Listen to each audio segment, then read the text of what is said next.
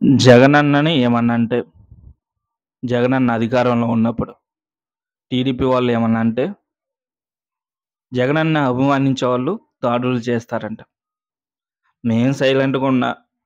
నన్ను అభిమానించేవాళ్ళు సైలెంట్‌గా ఉండరు కదా! అక్కడి నుంచి రియాక్షన్ వస్తుంది. దానికి నాకు సంబంధం ఏంటి? అని చాలా స్మూత్‌గా టీడీపీ మీద జరిగిన దాడుల గురించి చాలా స్మూత్‌గా స్పందించారు. ఇప్పుడు వైసీపీ మీద దాడులు జరుగుతున్నాయి. కనీసం స్పందించడానికి కూడా మీడియా ముందుకి జగనన్న రావట్లేదు.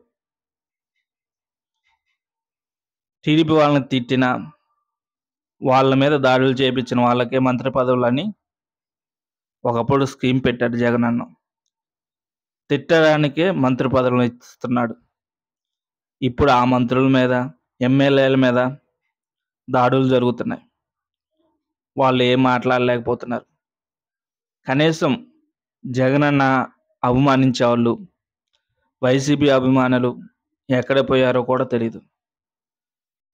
జగనన్న కూడా ఎక్కడికి పోయాడు మరి మీడియా ముందుకు రాకుండా. ఒక పార్టీ అధ్యక్షుడంటే గెలుపు ఓటములు సహజం.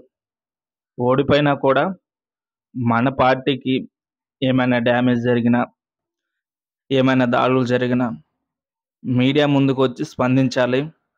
పార్టీకి అండగా ఉండాలి. పార్టీ కార్యకర్తలకి అండగా ఉండాలి. ఇప్పుడు ఎమ్మెల్యేల మీద, మంత్రుల మీద దాడులు జరుగుతుంటేనే రాలేడు. ఇంకా కార్యకర్తలకు అండగా ఎలా ఉంటాడు?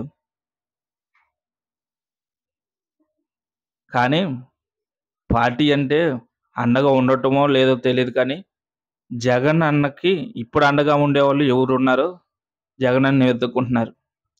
తను చేసిన లిక్కర్ స్కాము అవి ఇవి బయటపడతాయేమో, జైలుకి వెళ్తానేమో అని జగనన్నకి భయం పుట్టింది.